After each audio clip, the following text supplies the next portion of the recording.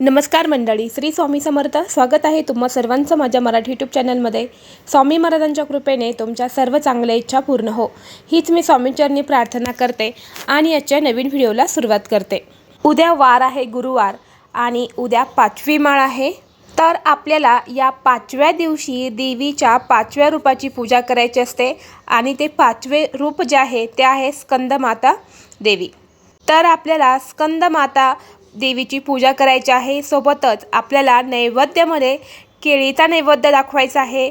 तसेच या दिवशीचा रंग जो आहे तो आहे पिवळा रंग आणि या दिवशीची माळ जी आहे ती आहे पिवळ्या रंगाच्या फुलांची माळ. म्हणून आपल्याला या दिवशी बघा घटावरती पिवळ्या फुलांची माळ ही आवर्जून चढवायची आहे. तसेच दुर्गा मातेला, माता लक्ष्मीला आणि आपल्या कुलदेवीला पिवळी फुलं ही आवर्जून अर्पण करायची आहे. आई स्कंदमाता कुमार ही कार्तिकेची आई आहे. 5व्या दिवशी मातेच्या या रूपाची पूजा केल्यास आपल्याला आपोआप सर्वसिद्धी प्राप्त होते आणि दिवसभर उपवास केल्यानंतरनं देवीला केळीचा नैवेद्य अर्पण केला जातात. या दिवशी देवीला केळी अर्पण केल्यामुळे आपलं शरीर हे निरोगी राहतं असं म्हटलं जातं. म्हणून या दिवशी आवर्जून आपल्याला देवीला केळीचा नैवेद्य अर्पण करायचं आहे. तसेच तुम्हाला शक्य असेल तर तुम्ही काही केळी घेऊन मंदिरात जाऊन प्रसाद म्हणून सुद्धा वाटू शकतात. तसेच गुरुवार असल्यामुळे गुरुवार हा भगवान विष्णूंना आणि बृहस्पतीच्या पूजेसाठी सर्वोत्तम दिवस मानला जातो आणि या दिवशी केळीच्या झाडाची पूजा केल्याने सुद्धा आपले सर्व पाप नष्ट होतात असं देखील म्हटलं जातं. यामुळे आपल्याला देवीच्या पूजेसोबतच आपल्याला भगवान श्री हरिविष्णूंची सुद्धा पूजा करायची आहे आणि बृहस्पतींची सुद्धा आपल्याला आवर्जून पूजा करायची आहे. यामुळे या नवरात्री उत्सवामध्ये आपल्या देवीच्या आशीर्वादासोबतच आपल्याला भगवान श्री हरिविष्णूंचा आशीर्वाद प्राप्त होईल. तर आपल्याला या नवरात्रीच्या 5व्या माळीला 5 विड्यांच्या पानांचा अतिशय प्रभावशाली उपाय करायचा आहे. या विड्याच्या पानांना खाऊची पानं असं सुद्धा म्हणतात. तसेच नागलीची पानं असं देखील म्हणतात. तर आपल्याला या 5 पानांचा उपाय करायचा आहे. यामुळे आपल्या आयुष्यामधले सर्व दुःख, अडचणी, दारिद्र्य, गरिबी सर्व काही दूर होईल आणि यामुळे आपल्या घरातल्या व्यक्तींना आपल्याला नोकरी, व्यवसाय, शिक्षणामध्ये अगदी भरभरून प्रगती येईल. यामुळे आपल्याला हा उपाय आवर्जून उद्याच्या दिवशी करायचा आहे. तर बघा, प्रत्येकाच्या आयुष्यामध्ये काही ना काही दुःख आणि अडचणी या असतातच. ते दुःख दूर करण्याचा आपण प्रयत्न करत असतो. तसेच अडचणीसुद्धा आपण दूर करण्याचा प्रयत्न करत असतो. दुःख, अडचणी या फक्त पैशांच्याच असतात का? नाही, इतरसुद्धा असतात. जसे की आपण एखादी नोकरी करत आहे पण त्या नोकरीमध्ये आपल्याला आपल्या कामा इतका मोबदला आपल्याला भेटत नाही. तसेच नोकरीमध्ये आपलं प्रमोशन होत नाही. अशा बऱ्याच अडचणी असतात किंवा नोकरीवरती काहीतरी आपल्याला अडचणी येत असतात. तसेच आपला एखादा व्यवसाय असेल, तो व्यवसाय व्यवस्थित चालत नसेल, हवं तसं इन्कम त्या व्यवसायामधून आपल्याला भेटत नसेल. आपण कधी कधी भरपूर प्रयत्न करतो पण प्रयत्न करूनही आपलं ती अडचण दूर होत नाही आणि ती अडचण दूर करण्यासाठी आपल्याला काही उपाय हे करायचे असतात. म्हणजे आपल्या नशिबाने आपल्याला साथ द्यावी यासाठी हे उपाय करायचे असतात. आता उपाय करून तुम्ही प्रयत्न केले नाही, कष्ट केले नाही तर मग तुम्ही फक्त उपाय केले, तुम्हाला यश प्राप्त होईल का? नाही. तर हे उपाय आपल्याला यासाठी करायचे असतात, प्रयत्न आणि त्यासोबतच आपल्या कष्टाला आपल्या नशिबाने आपल्याला साथ द्यावी म्हणून आपल्याला हे उपाय करायचे असतात. आता तुमच्या आयुष्यामध्ये खरोखर काही अडचणी असतील, अशी कोणती कामं असेल किंवा इतर तुमच्या आयुष्यामध्ये काही दुःख असेल, काही संकट असतील, ते प्रयत्न करून आणि तुम्ही विचार करूनही ते दूर होत नसतील तर तुम्हाला हा उपाय आवर्जून उद्याच्या दिवशी करायचा आहे. खूप प्रभावशाली उपाय आहे आणि खूप सोपा उपाय आहे आणि असे हे उपाय फक्त आपण नवरात्रीमध्येच करता येत असतात. यामुळे बघा, तुम्हाला काय करायचं आहे, 5 विड्याची पानं घ्यायची आहेत. ज्याला देठ असतं अशी हिरवीगार तुम्हाला 5 विड्याची पानं घ्यायची आहेत. चिरलेली वगैरे पानं तुम्हाला घ्यायची नाही. चांगले स्वच्छ आणि सुंदर अशी तुम्हाला 5 पानं घ्यायची आहेत. यानंतर ही 5 पानं तुम्हाला स्वच्छ पाण्याने धुवून काढायची आहे.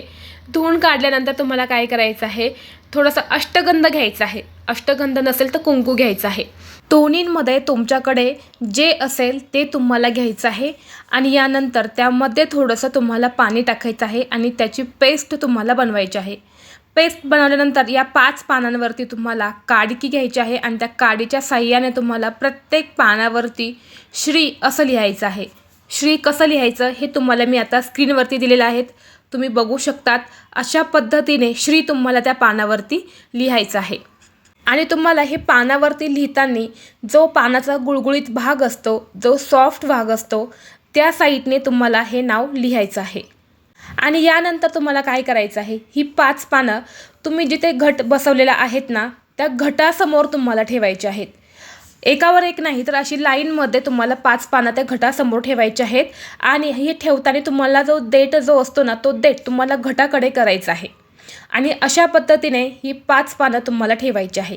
आता तुमच्या घरामध्ये घट बसवत नसेल तर मग ही पानं तुम्हाला तुमचं कुलदैवत जर असेल, कुलदैवताची मूर्ती असेल, फोटो असेल किंवा टाक असेल तर त्यासमोर तुम्हाला ही 5 पानं सांगितल्याप्रमाणे ठेवायची आहे।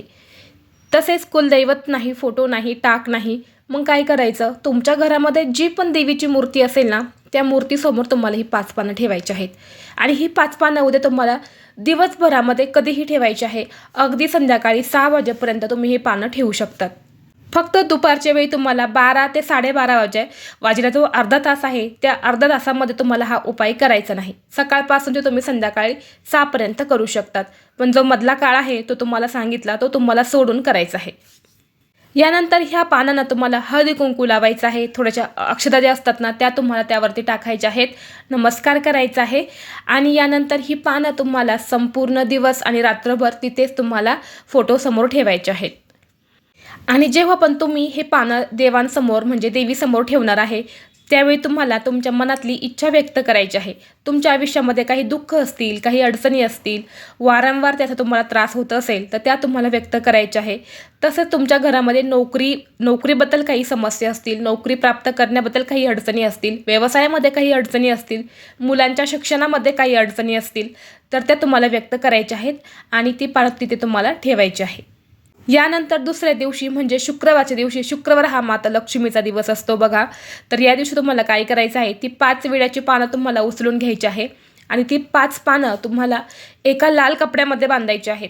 लाल कपड्यामध्ये बांधून ती तुम्हाला तुमच्या तिजोरीमध्ये ठेवायची आहे। आता तुमच्या घरामध्ये जी पण पैसे ठेवायची जागा असेल तिथे तुम्हाला ती पानं ठेवायची आहेत, किंवा तुमचा व्यवसाय व्यवस्थित चालत नसेल तर त्या दुकानामधल्या तिजोरीमध्ये, त्या व्यवसायाच्या दुकानामध्ये तुम्हाला ती 5 पानांची पोटली तुम्हाला ठेवायची आहे। आता बघा, मुलं असतात, मुलांच्या शिक्षणामध्ये काही अडचणी येत असतील तर तुम्हाला ही पोटली मुलांच्या बॅगमध्ये ठेवायची आहे। तसेच नोकरीबद्दल काही अडचणी असतील, नोकरीबद्दल काही समस्या असतील, अशा व्यक्तीच्या बॅगमध्ये तुम्हाला ठेवायची आहे किंवा तिच्याजवळ तुम्हाला ही पोटली ठेवायची आहे। आता ही किती दिवस ठेवायची, तर ही तुम्हाला दसरा होईपर्यंत ठेवायची आहे। दसरा झाल्यानंतर दुसऱ्या दिवशी तुम्हाला ही पोटली वाहत्या पाण्यामध्ये तुम्हाला विसर्जित करून द्यायची आहे। आता ही विसर्जित करताना डायरेक्ट लाल कपडासहित तुम्हाला विसर्जित करायची नाही, तर त्यातली 5 पानं ही तुम्हाला वेगवेगळी करून विसर्जित करायची आहे। तर तुम्ही या नवरात्रीमध्ये उद्याच्या दिवशी आवर्जून या 5व्या माळीला हा उपाय करून पहा। अतिशय प्रभावशाली उपाय आहे। हा उपाय केल्यामुळे नक्कीच तुमच्या सर्व अडचणी दूर होतील। जर तुम्हाला आजचा हा व्हिडिओ आवडला असेल तर व्हिडिओला लाईक करा, चॅनलवरती नवीन असाल तर चॅनलला सबस्क्राईब करा आणि असेच माहितीपूर्ण व्हिडिओ पाहण्यासाठी बेल आयकॉनलाही प्रेस करा। चला तर मग भेटू असंच पुढल्या एका नवीन व्हिडिओमध्ये। तोपर्यंत सर्वांना श्री स्वामी समर्थ।